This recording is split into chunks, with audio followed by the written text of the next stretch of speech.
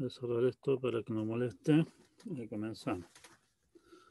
Nuestro tema ahora es hablar de un poco, no vamos a meternos mucho en ese detalle, de tecnología de redes de área amplia. Primeramente, redes basadas en packet switching. En el fondo, la idea de esto es que en vez de enviar una corriente continua de datos a través del enlace, los datos se dividen en paquetes y esos paquetes se envían a través de la red. La ventaja de eso es que eso, en el fondo, automáticamente provee la posibilidad de multiplexación, o sea, pueden ir varias corrientes de datos separadas, digamos, por el mismo canal, sin interferirse necesariamente. Todo lo que tenga que ver con manejo de errores, control de errores, se hace un paquete a la vez, así que igual es conveniente dividir los datos en trozos.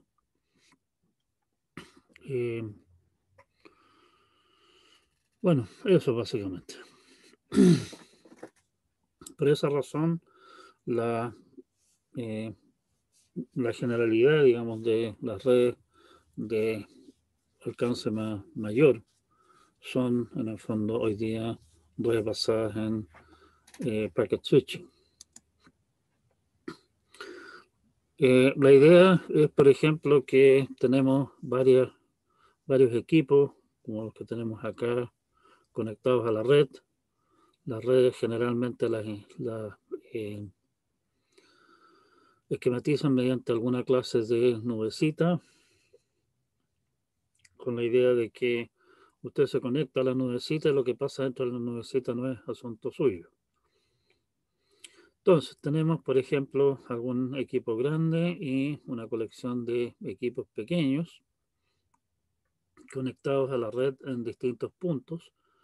Por ejemplo, si A quiere contactarse con B, el camino más directo es ir de A a 4, de 4 a 1 y de 1 a B. Si quiere contactar a D, el camino más directo es 4, 5, 3, D. Si quiere contactar a D, en realidad también, podría tomar el camino 4, 1, 2, 3. O incluso 4, 7, 6, 5, 3. Entonces hay varios caminos alternativos en esta cosa. Es tarea de estas cajitas intermedias acá, internas, de dirigir el tráfico en forma adecuada. Por ejemplo, no hay conexión directa entre 6 y 3, por lo tanto, cualquier conexión entre F y D tendría que ser dándose la vuelta por 5. ¿Sí? F y E, bueno, F puede contactar a 6 y 6 directamente reenviar los tráficos a E. Nos interesa ahora estudiar un poco más cómo funciona esta cosa de acá, esta nube internamente.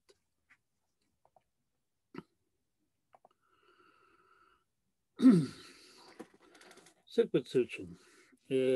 La tecnología tradicional, básicamente la tecnología basada en ¿cómo se llama? En la que se basaba la telefonía tradicionalmente, usaba lo que se conoce como conmutación de circuitos. La idea es de tener un camino dedicado entre dos estaciones. O sea, la idea, en el fondo, en una situación como como la que teníamos antes, esta cosa.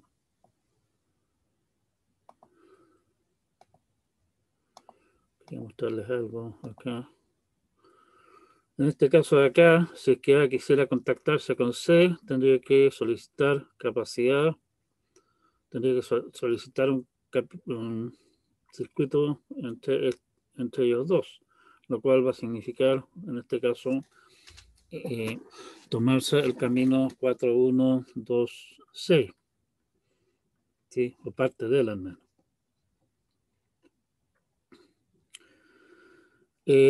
Puede ser bastante ineficiente, en el sentido de que mientras estos dos están comunicados, este camino completo está tomado para esa comunicación, independiente de que lo estén usando o no, o sea, no hay multiplexación.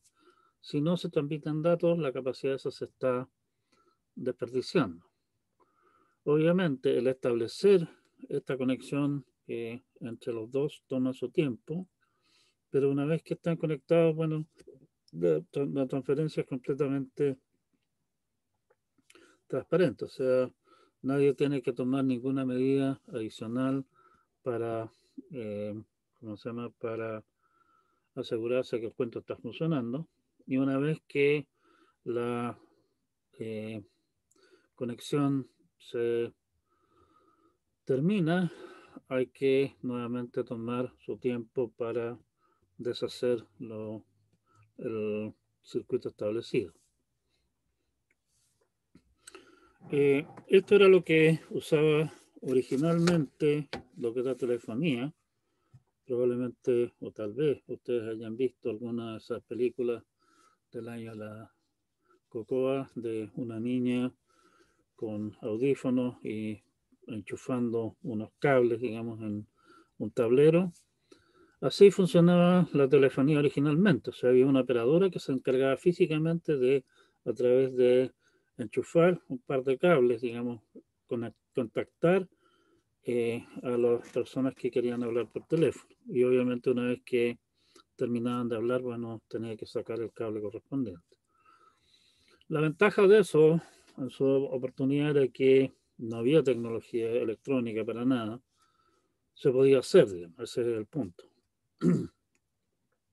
Y como solamente requería atención en el momento de efectuar la comunicación y después de terminarla, digamos, de desconectar las cosas, eh, era, era viable funcionar de esa manera.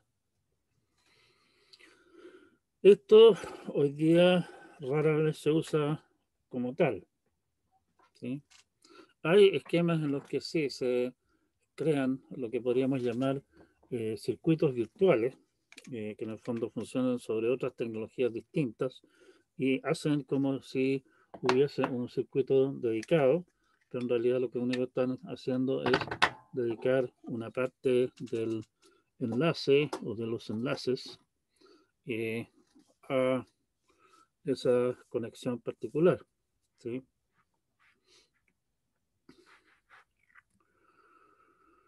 La idea, como decía, tradicionalmente, digamos, cómo funcionaba la cosa, en parte cómo funciona todavía partes de la telefonía tradicional, es que su llamada llega a una oficina final, oficina local, digamos, donde se conecta a donde está conectado, digamos, a un punto de entrada.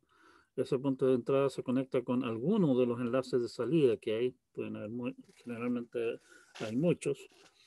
Se usa alguno que esté libre que vaya a donde corresponde ir, digamos.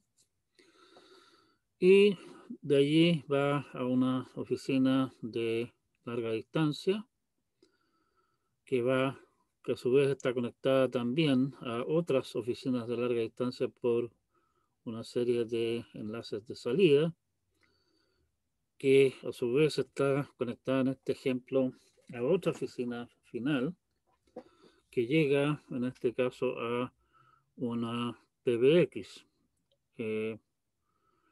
PBX es Private Branch Exchange, o sea, esta es básicamente una oficina, el equivalente moral de esto, digamos, pero para uso local. O sea, aquí entran, qué sé yo, no sé, 5 o 10 líneas externas y hace la misma jugarreta que en el fondo hace esto de acá. La distribuye, digamos, llamadas internas entre, por ejemplo, ya, Universidad Católica. La Universidad Católica seguramente tiene una cosa de estas, si es que ustedes llaman desde, qué sé yo, un citófono interno, un teléfono interno, y llaman a otro, esa llamada simplemente se rutea a través de esto y de fuera ni se enteran. Si desde aquí ustedes llaman hacia afuera, digamos, llaman, por ejemplo, por decir algo, a la Santa María, bueno, en ese caso sí se hace toda esta jugarreta para llegar al otro teléfono al otro lado. Originalmente, como decía, esta conexión interna en esta cajita de acá era una niña que tenía un cable con clavijas que iba enchufando, en este caso, la entrada conectándola con la salida. Uno de los impulsos fuertes precisamente a lo que es computación fue la necesidad de las compañías telefónicas de automatizar eso. Alguien hace el cálculo que a la tasa de crecimiento que está teniendo la telefonía en Estados Unidos, por ahí por el año 60 creo que era, no recuerdo los detalles en realidad. El punto era que por esa época, con el tráfico de teléfonos y utilizando la tecnología manual tradicional, iban a tener que estar todo el mundo, todos los habitantes de Estados Unidos, dedicados a ser de telefonista, lo cual evidentemente no sirve de mucho. La idea entonces es establecer circuitos, o sea, si que están hablando estos dos que están conectados a la misma oficina final, se conectan directamente entre sí. Si es que este quiere hablar con este de acá, entonces su conexión se envía a un intercambio intermedio para finalmente llegar a otra oficina final que sí está directamente conectada al destino.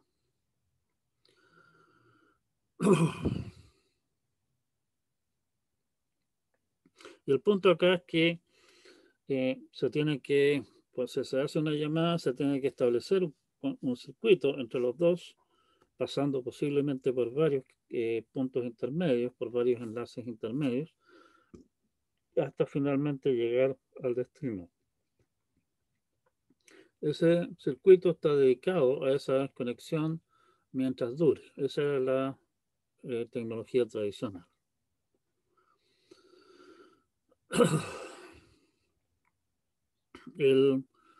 Esto, como digo, originalmente fue usado para telefonía, básicamente tráfico de voz. Requerimiento clave en telefonía es que el retardo de transmisión sea mínimo y posiblemente más importante aún, que no hayan variaciones en el retardo. ¿Sí? Bueno, eso básicamente. Un punto curioso, que bueno, tal vez debería haberlo mencionado cuando hablamos de tecnologías multimedia y otras cosas. Uno piensa que video es el requerimiento, digamos, de mayor demanda y mira un poco a huevo los requerimientos de sonido. Resulta que el oído humano es extremadamente sensible a cosas como pequeños retardos o variaciones en el retardo de los datos. Es muy sensible a cortes, digamos, en la transmisión del sonido. Curiosamente, la visión, y eso ustedes lo habrán visto algunas de esas tristes tardes cuando uno no tiene nada que hacer y quiere ver una película y la película, por X razones, la tele está funcionando mal, digamos, y se ve de repente manchones de colores encima de la imagen, o ustedes ven tal vez alguna de esas películas de los primeros tiempos de las películas donde básicamente uno ve cambios entre las distintas ¿cómo se llama? Entre las distintas imágenes que se van mostrando, se ve como que las cosas se mueven a saltos, digamos. Pero en realidad eso es esas cosas, incluso situaciones más o menos extremas de eso, resultan ser una molestia menor. Curiosamente, uno es mucho más sensible, digamos, a problemas en la transmisión de sonido. Ventajas, que eficiente, o sea, funciona bien, más que ser eficiente para transmisiones análogas. Hacer transmisión de datos análogos de alguna u otra manera casi no hay cómo, digamos. Obviamente es bastante ineficiente para transmisiones digitales.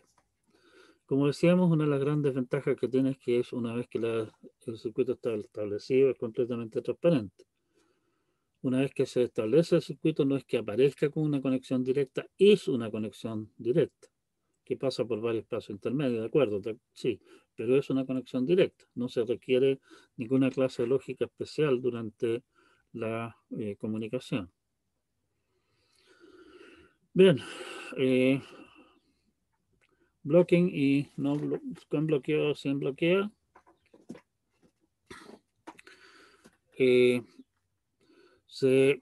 Una red, y estos son temas de telefonía tradicional, tenemos una red con bloqueo, puede estar en la situación en que no se pueden efectuar las comunicaciones porque todos los caminos están en uso. Típicamente, o sea, uno, es más simple, no requiere tener los recursos inmensos necesarios para poder mantener conexiones entre todos con todos todo el tiempo, digamos. Y esto era la situación tradicional de los sistemas de datos, de voz, perdón, dado que la mayor parte de las llamadas telefónicas son de corta duración. No sé, no tengo idea, pero probablemente en mi teléfono hay alguna clase de manera de ver el promedio del tiempo que es las últimas llamadas, digamos, las llamadas del último día, cosas por el estilo. Si ustedes ven esa clase de cosas, se dan cuenta que están hablando solamente una fracción muy pequeña del tiempo por teléfono. En ese caso, en realidad, tener una red con recursos suficientes para tener conectados todos con todos, digamos, es definitivamente un desperdicio. O sea, aprovechamos, digamos, la libertad que tenemos de tener solamente la capacidad suficiente para manejar la carga la mayor parte del tiempo para ahorrar en términos de recursos. Obviamente, esa clase de suposiciones se vienen abajo en situaciones tales como Año Nuevo, que todo el mundo y su abuelita se les ocurre llamar a todos sus conocidos para desearles un feliz Año Nuevo, y la red telefónica simplemente no está hecha no está pensada, no está diseñada para esa clase de carga. Redes sin bloqueo que tienen suficientes recursos como para que todos estén conectados con todo. La idea es permitir todas las peticiones de conexión siempre que el destino esté libre. En el caso de conexiones de datos, de transmisión de datos, los terminales, o sea, los equipos generalmente van a estar conectados en forma continua por extensos periodos de tiempo. Por lo tanto, se requiere alguna clase de esquema sin bloqueo. Por ejemplo, el computador en el que estoy sentado ahora ha estado conectado a la red acá de la casa, que obviamente no es una red basada en circuitos, pero es por poner un ejemplo solamente.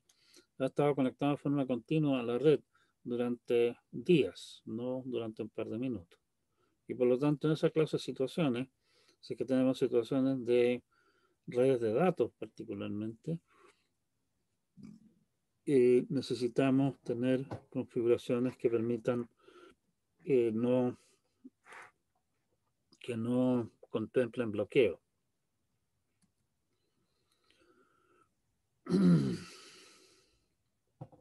Space Division Switching, la idea aquí es básicamente es en el castellano simple, digamos, tenemos una montonera de cables que siguen el mismo camino paralelo, ¿sí? Los caminos para señales son físicamente separados unos de otros y básicamente hay entonces alguna clase de mecanismo para hacer la conexión. Respecto de esto hay una historia divertida también de la época prehistórica de la telefonía en Chile, por ahí por haber sido tal vez en los años 80 o así.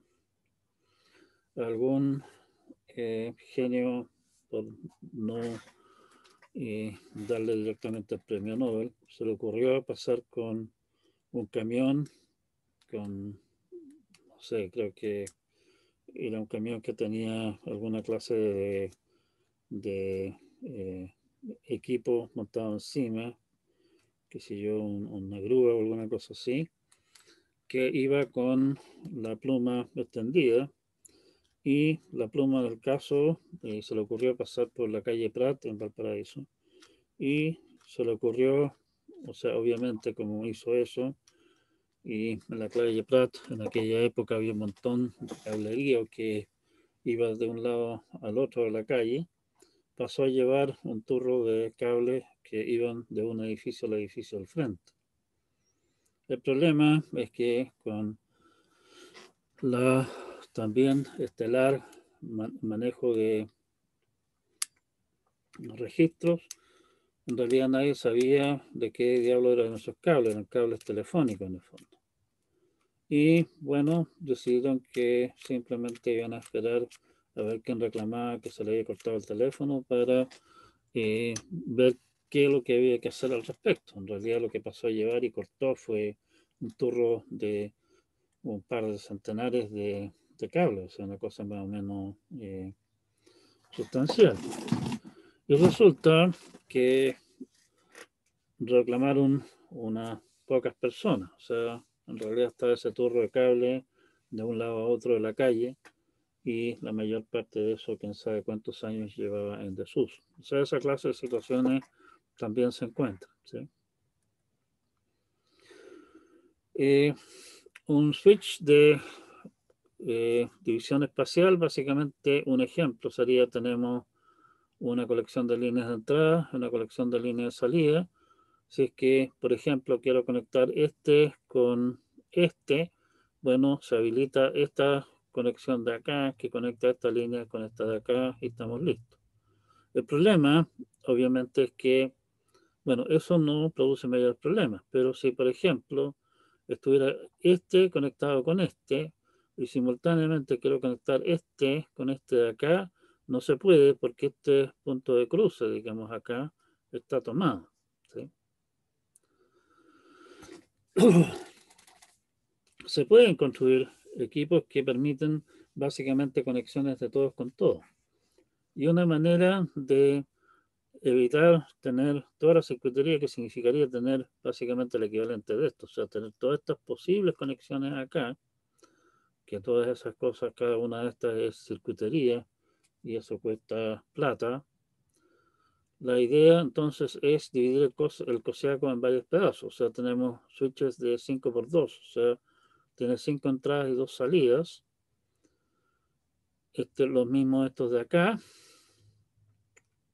y los conectamos internamente con switches de 2x2.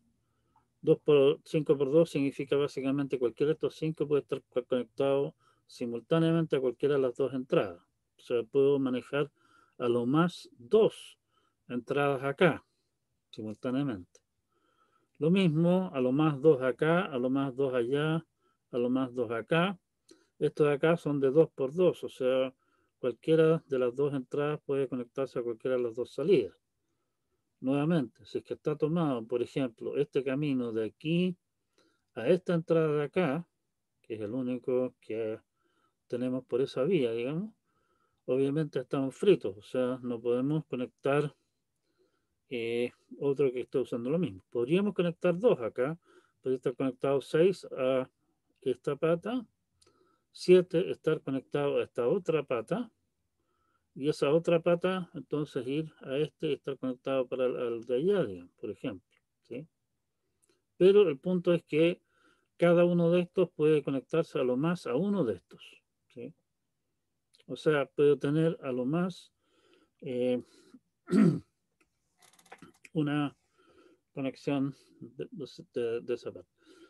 El diseñar esta clase de cosas de manera a usar los menos posibles o los más chicos posibles de estos, digamos, y el mínimo número de etapas y todo el cuento, obviamente es todo un desafío que por suerte ya pasó a mejor vida. Time Division Switching, básicamente lo que estamos hablando acá es lo que nosotros antes llamamos multiplexación, y básicamente multiplexación por división de tiempo. Los sistemas digitales modernos usan combinaciones inteligentes de eh, multiplexación por tiempo y de división por espacio. ¿Sí? Y como decía, la telefonía tradicional hoy día lo que hace no es realmente resolverles un circuito físico a ustedes como ocurría en los tiempos de las películas en blanco y negro, sino que en el fondo les reserva espacio en algún enlace del cual les asigna un canal y los canales se manejan mediante la tecnología básicamente de multiplexación que habíamos discutido, y esos canales en el fondo se administran como si fueran circuitos físicos. ¿Sí?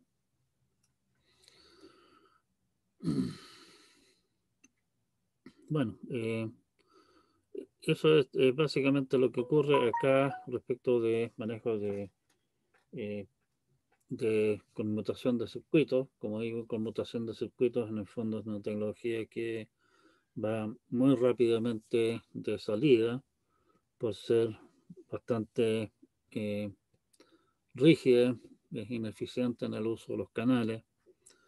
La circuitería hoy día es capaz de hacer cosas que antes ni se soñaban, y por lo tanto se puede multiplexar montones de cosas, se pueden hacer un montón de cosas que antes eran impensables, como decía. Así que esta cosa definitivamente va en retirada, en rápida retirada. Packet switching. La idea de packet switching, de dividir los datos digitales en paquetes y esos enviarlos en forma independiente a través de la red, nació con las redes de datos. Los datos se transmiten en paquetes relativamente pequeños. Un paquete contiene información de control, cosas tales como origen, destino, eh, posiblemente alguna otra información más. Toda la información que nosotros hablamos que se requería para el manejo de control de flujo, control de errores y toda esa historia, y datos de usuario. El punto también es que típicamente los datos de usuario no son precisamente respetuosos de decir, oye, los paquetes que se envían acá son de tamaño X, digamos, sino que los usuarios tienen la mala costumbre de enviar paquetes de datos más grandes. Bueno, para acomodar eso, en el fondo, los datos se pican en trozos y los trozos se envían por separado. Y como ya habíamos discutido cuando hablamos de sistemas de control de flujo y manejo de errores basados en ventanas, básicamente los datos se transmiten, llegan, se almacenan, generalmente por periodos muy cortos, mientras se completan, digamos, posiblemente estructuras más grandes, o mientras llegan las cosas que faltan para armar el cuento en orden, y se pasan hacia arriba en el destino. En el camino intermedio, en las cajas esas que aparecían como cubitos en nuestro mono de red original, básicamente se reciben los datos, se almacenan por un periodo generalmente muy corto, por ejemplo, esperando a que quede libre el enlace a través del que quiero enviar esos datos y se envían al siguiente.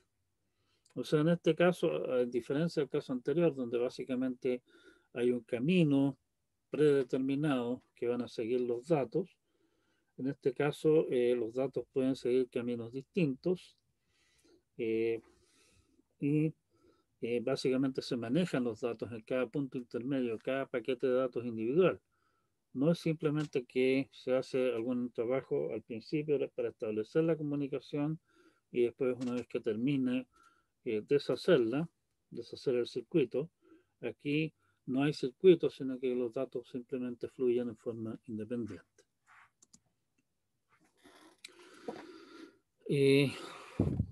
Ups, quedó todo bonito el mono. Bueno, tenemos datos de usuario, como ustedes ven acá. Aquí tenemos un usuario todo picado, hecho pedazo, digamos. Que un poco de eso se trata la idea, digamos. Eso se divide en trozos, cada trozo se le agrega información de control, origen, destino, quién es el usuario origen, quién es el usuario destino, etcétera. Y eso, los datos, el pedazo de datos de aplicación más la información de control se transforma en un paquete.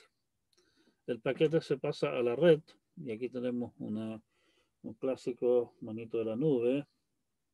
Usted no es incumbencia suya saber qué es lo que está pasando dentro de esa nube.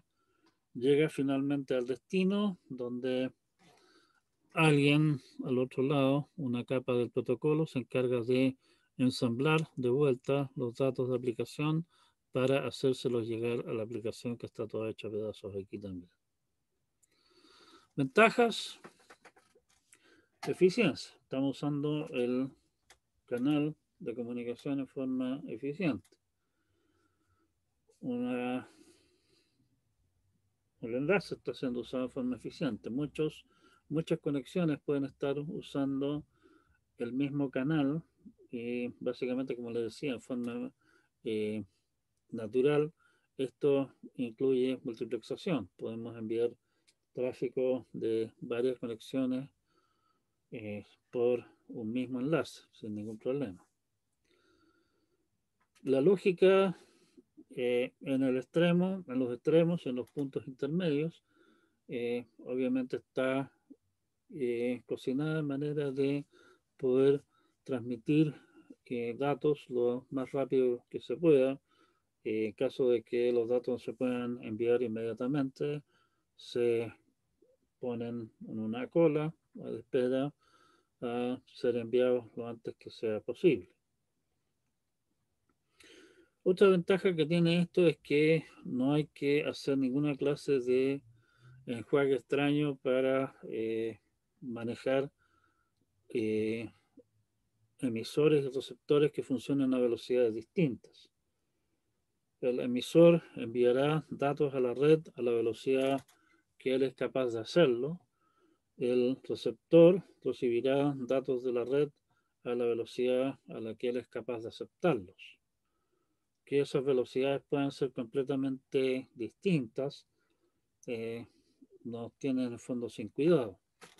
Bueno, o sea, obviamente nos tienen con cuidado porque posiblemente tengamos que tomar medidas en el ámbito de control de flujo o cosas de esa clase, pero no hay que tomar ninguna clase de medida especial, digamos, en términos de que los datos se ponen en la red a una velocidad y se retiran a una velocidad distinta. Una red de estas bien diseñada puede aceptar, en realidad tal vez ni siquiera la red, sino que derechamente el transmisor, digamos, puede aceptar datos para ser enviados, incluso si la red está ocupada. Es cosa de simplemente guardar lo que me pidieron transmitir y eso se transmite en cuanto tenga permiso de usar la red, o sea, cuando la red esté más desocupada. Típicamente el tráfico en las redes es en ráfagas.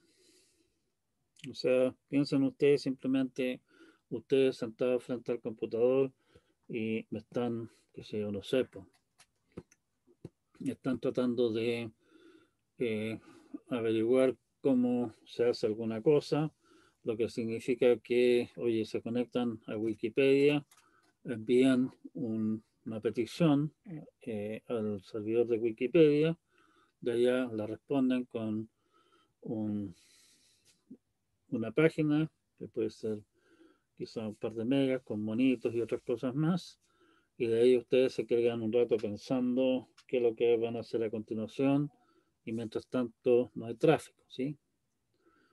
Es un caso un poquitito extremo, digamos, pero la situación típica es eso, o sea, el tráfico no es continuo, es en ráfagas, y por lo tanto la red puede estar ocupada en un momento, puede estar sobrecargada incluso, pero generalmente en un corto periodo el tráfico va a bajar y va a quedar libre la red y puedo entonces enviar los datos que tenía acumulados para enviar.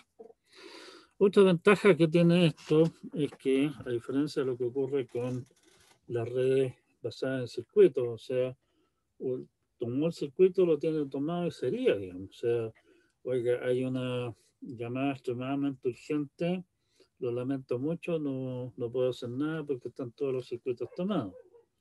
En cambio, con este esquema, como aquí tenemos la posibilidad de encolar datos, de básicamente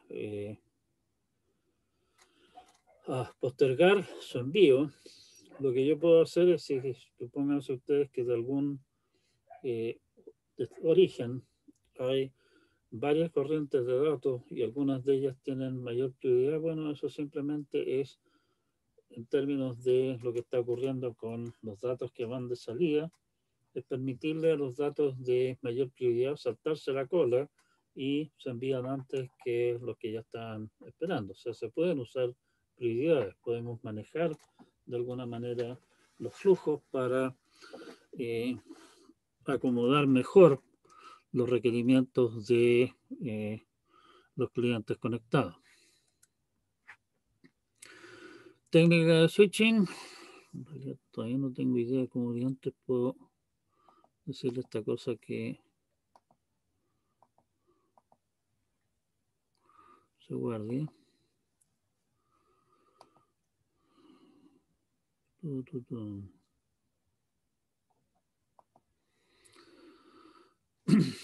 ¿Qué es lo que se hace acá? La idea obviamente es que un mensaje largo se divide en paquetes, los paquetes se envían uno a uno y los paquetes a su vez se manejan en el camino. Aquí tenemos un esquema de cómo funciona una red y básicamente una posibilidad que hay, que en realidad eso es lo que se está saltando acá. Los paquetes se pueden manejar de dos maneras. Puedo básicamente para cada corriente de datos establecer un circuito virtual, un camino fijo, digamos, que van a seguir esos datos y todos los datos de esa conexión van a seguir ese mismo camino. O puedo utilizar un esquema que es más simple de manejar y que tiene también la ventaja de ser en principio más eficiente, hacer uso más eficiente de los recursos, que es el uso de datagramas. La idea de datagrama es básicamente que se envían los datos a través de la red y cada paquete sigue su propio camino. O sea, por ejemplo, en este caso están enviando paquetes 1, 2, 3 y aquí van 1, 2 y 3. El 1 y el 2 siguieron este camino acá porque tal vez este enlace de acá en ese momento está congestionado. Y el 3, cuando le llegó su turno, siguió el camino distinto. Como ustedes ven, esto puede llevarnos a que los datos lleguen, en este caso particular, que llegue primero el 3, después llegue el 1 y después llegue el 2. Y en ese caso sí tenemos que asegurarnos en el extremo receptor de ir compaginando las piezas que nos llegan. Bueno, ahí era donde entra lo que les habíamos comentado antes de esquemas de manejo de ventanas, ¿cierto?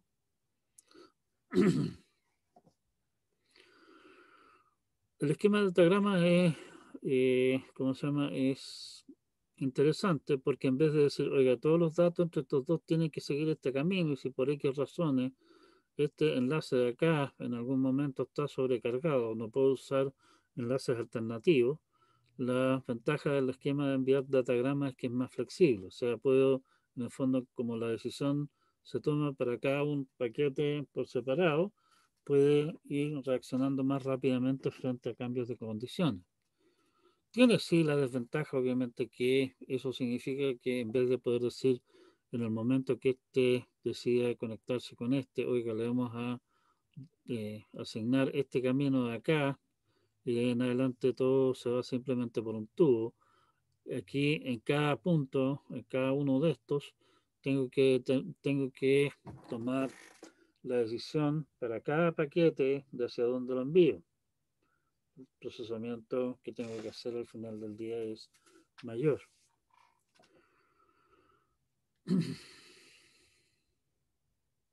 En el caso de circuitos virtuales, básicamente, como decía, se asigna un circuito virtual, se dice, oiga, ustedes van a seguir este camino y todos siguen ese mismo camino ordenaditos en fila india. Casos de circuitos virtuales, obviamente la red nos puede prohibir de forma más sencilla manejo de secuencia y control de errores. Los paquetes se envían, se pueden transmitir en forma más eficiente, no hay tanto, ¿cómo se llama?, el procesamiento que hay que hacer para cada paquete, en cada punto intermedio, simplemente decir, tener una tabla, digamos, que diga, oiga, esta conexión se va para allá y chao. El problema, como decíamos, es que esto tiene el problema que si hay algún problema con alguno de los enlaces, se jodió la conexión. O sea, en el caso que teníamos recién, si se corta, por ejemplo, este enlace de acá, se cortó la comunicación entre estos dos, a pesar de que en realidad hay caminos perfectamente buenos, digamos, que están disponibles para los datos. O sea, en ese sentido es menos confiable. El esquema de datagramas se envían mensajes, digamos, separados, sin relación el uno con el otro. Es que nos evitamos la tarea de establecer el circuito, o sea, no hay no hay la fase, digamos, que en el caso anterior existe de que hay que determinar cuál es el camino que van a seguir y qué sé yo, y hay que avisarle a todos, mire, va a ir este flujo de datos que van entre este par de pajaritos de acá, y etcétera. Toda esa cosa simplemente no existe. Es más flexible, como habíamos dicho antes, en el sentido de que es capaz de acomodar mucho más rápidamente cambios de situaciones en la red, cortes de enlaces que se sobrecargan o cosas por el estilo, se pueden manejar simplemente por la vía de enviar los datos por un camino alternativo, cosa que va a ocurrir en forma básicamente automática en este esquema. Y por eso también es más confiable. Pero por el otro lado tiene la desventaja, como habíamos visto antes, de que existe la posibilidad de que, por ejemplo, los datos lleguen en desorden y bueno, puede ocurrir que algunos de los datos en el camino se encuentren con una desgracia y eso no necesariamente hace que los siguientes se mueran y por lo tanto tengo que estar pendiente de posibles pérdidas de datos intermedios.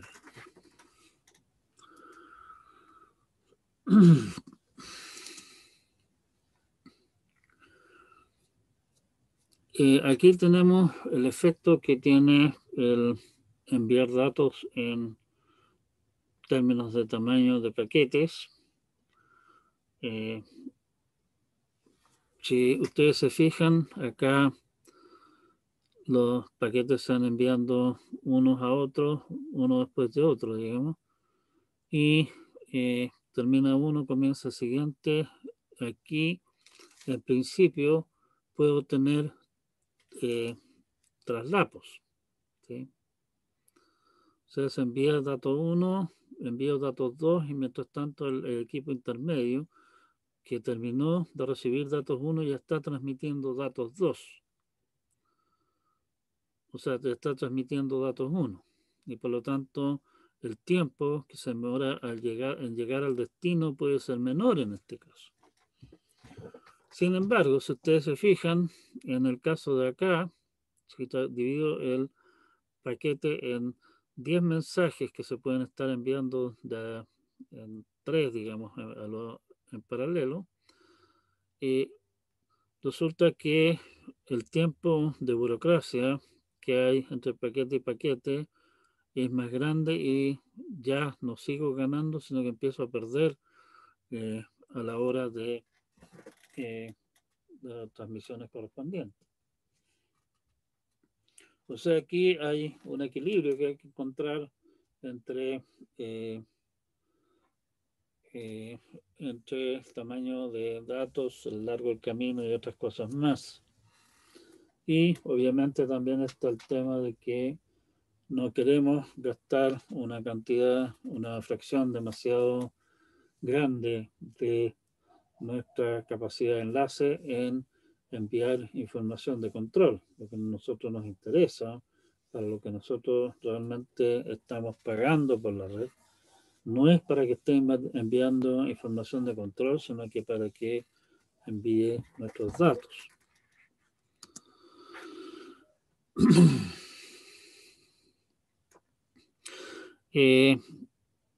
Aquí estamos hablando, ISDN era una tecnología básicamente basada en parte de piezas de la telefonía, digamos, y ITU-T es telefonía, el cuerpo de estándares internacional de telefonía, y eso inventaron una cosa, la que le llamaron Integrated Service Digital Network, red integrada de servicios digitales, que la idea era que ustedes podían tener, mi primo en Alemania tenía eso en su casa, digamos, tenía una conexión que le permitía una conexión de datos de 64 kilos, si mal no recuerdo, y simultáneamente tener conexión telefónica por el mismo cable. Esa tecnología pasó a mejor vida hace bastante tiempo, así que nos vamos a olvidar de esto. Entonces,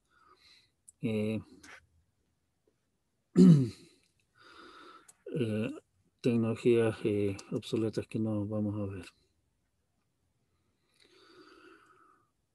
En caso de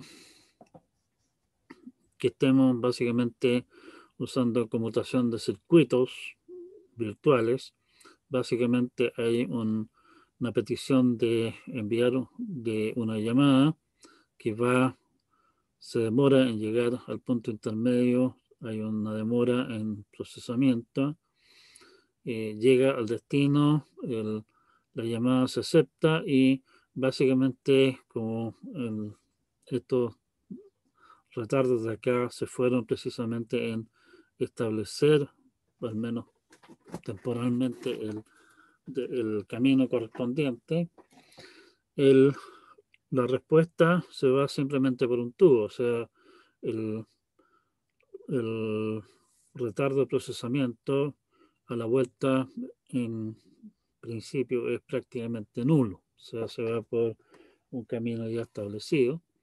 De ahí en adelante se envían datos de usuario y el flujo de datos es continuo, no hay intervalos, digamos.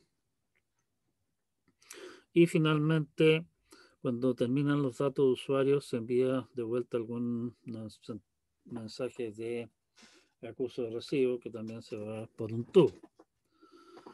Si es que estamos utilizando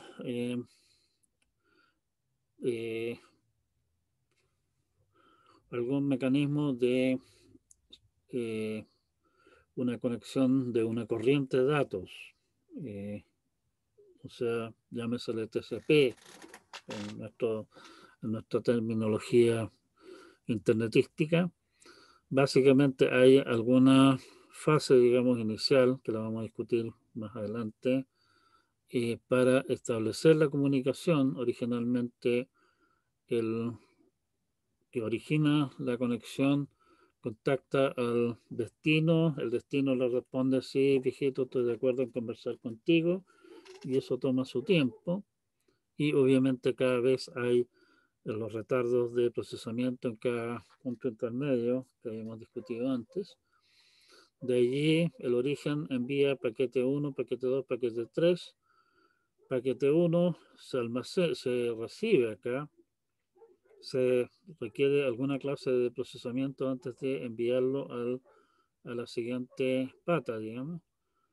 Mientras tanto, se está enviando 2 y 3, obviamente. Por lo tanto, hay alguna clase de almacenamiento aquí intermedio, que aquí no tiene por qué existir realmente. Y finalmente llega todo al destino, y para cerrar la comunicación, básicamente el destino básicamente da alguna clase de acuso recibo que tiene que viajar de vuelta. Si ustedes se fijan, esto de acá en tiempo se demora más en llegar el mensaje completo que en el caso de acá. Esa es una de las ventajas de manejo de circuitos, incluso circuitos virtuales. La gran ventaja de usar datagramas es que simplemente los datagramas viajan a través de la red y no hay que estar haciendo ninguna clase de cagüines adicionales, ¿sí?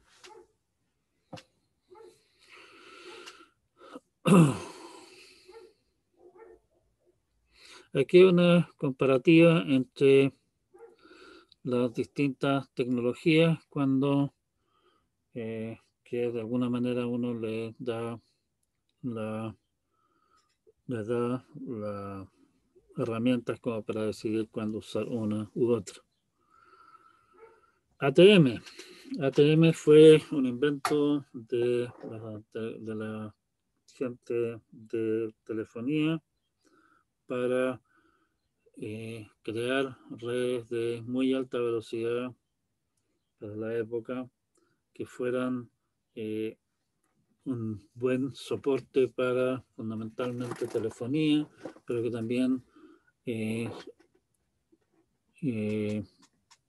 manejara bien manejo de datos. En algún momento la Santa María estuvo conectada vía ATM a la red, y hace, no sé, debe ser tanto tiempo ya, debe ser hace como unos 10 años atrás, la gente que manejaba la red, nuestros proveedores de red en la Santa María, nos pidieron por favor que descontinuáramos nuestra conexión a ATM porque éramos los únicos que íbamos quedando.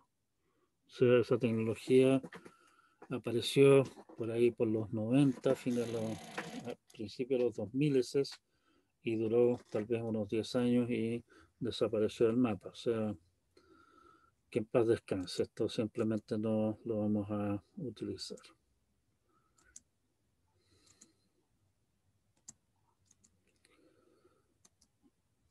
Aquí esto habla un montón de cuestiones de ATM que no vamos a ver simplemente, y en realidad vamos a quedar hasta acá. No quiero empezar con un capítulo nuevo por 10 minutos, no tiene mucho sentido. Media hora no tiene mucho sentido. Así que vamos a quedar hasta acá por hoy día. Hablamos de redes de comunicaciones. Las primeras redes de comunicaciones que habían en realidad eran basadas en circuitos, o sea, había un circuito que conectaba físicamente el origen con el destino, tener cables entre cada par de participantes obviamente rápidamente se hace inmanejable.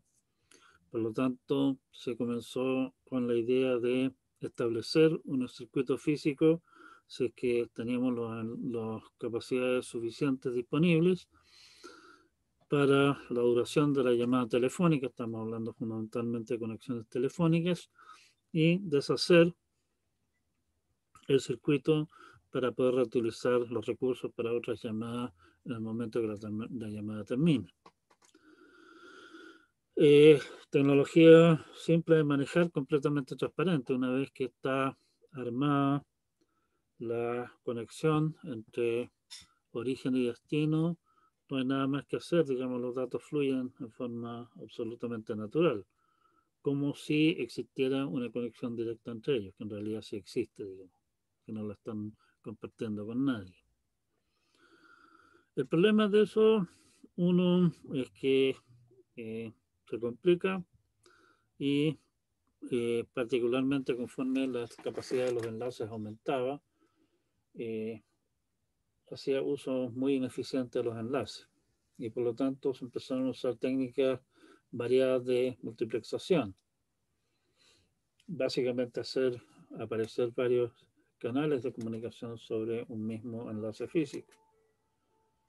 Bueno, y la idea esa de división de tiempo y toda esa clase de cosas lleva de forma bastante natural a dividir los datos en paquetes, las ranuras de tiempo, y enviar esos paquetes en forma separada por la red, que no necesariamente tiene que ser un mismo enlace, podría ser por varios caminos distintos. Eso llegamos a redes de comunicaciones basadas en switching. ¿Cómo se llama? Perdón, en packet switching. En packet switching hay varias cosas que hay que considerar. Podemos utilizar packet switching con básicamente lo que llaman datagramas acá, que es básicamente envía los datos a través de la red, los datos que en el camino los equipos intermedios se encargarán de decidir cuál es el camino más adecuado para este en particular en este instante de tiempo, lo que obviamente significa procesamiento adicional intermedio, pero nos da mayor flexibilidad. O podemos utilizar la idea de circuitos virtuales, o sea, básicamente en el momento que se quiere establecer la comunicación entre dos, se decide qué camino van a seguir las cosas, se configuran las cosas en el camino de manera que tráfico que corresponda a esa comunicación sigue ese camino y no otro, y de ahí las cosas, de en adelante las cosas se van por un tubo. Menos procesamiento intermedio, simplemente tengo que ir a mirar qué conexión es esta, esta, ya, se va para allá, punto. No tengo que estar diciendo, esto va para allá, ¿por dónde lo envío? ¿Cuál es el mejor camino en este instante?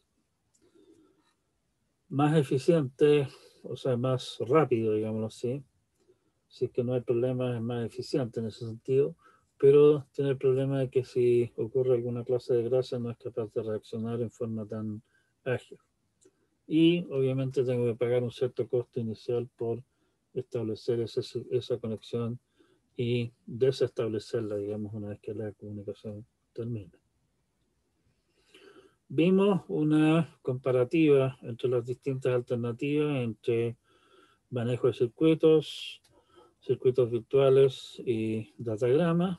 Hay una tabla ahí que pueden echarle una mirada para hacerse una idea de cuáles son las ventajas y desventajas comparativas de cada cosa. Y sería. Y aquí muestra la hilacha, el libro, o sea, se le cayó el carnet, digamos. Habla de ATM. ATM técnicamente era una idea bastante interesante, digamos, desde el punto de vista del manejo de redes, con una serie de conceptos simpáticos, pero que lamentablemente apuntaban a resolver el problema incorrecto. O sea, algún pelador por ahí decía que ATM es abreviatura de Another Technical Mistake, otro error técnico. ATM es Asynchronous Transfer Mode, o sea, modo de transferencia asincrónico. La idea en el fondo era usar esto para telefonía fundamentalmente. Resulta que las capacidades de las redes crecieron más rápidamente de lo que se presupuestaba para ATM. ATM consideraba velocidades tope de 1 giga. Hoy día tenemos redes que llegan a mucho más que eso, digamos, sin toda la parafernalia de ATM. ATM era caro. Me acuerdo que cuando se instaló ATM en la Santa María, ofrecieron la posibilidad de tener una conexión directa a ATM en la oficina. Obviamente, como Computin y metido en el tema de redes y qué sé yo, nos interesamos y preguntamos, bueno, ¿y cuánto cuesta el cuento? Y resulta que la tarjeta de conexión para un computador costaba algo así como en esa época 1,5 millones de pesos, y un computador grande costaba unas 800 lucas. O sea, salía más cara la tarjeta de red que el computador. Como ustedes se imaginarán, todo el mundo, su abuelita, se instaló esas cosas en su oficina. Y la tecnología, por cara, por liosa, por resolver el problema equivocado, pasó a mejor vida. Con eso quedamos por hoy día. Voy a ver si es que hay algún... No, no hay nada en el chat. Si es que no hay nada más, nos vemos entonces.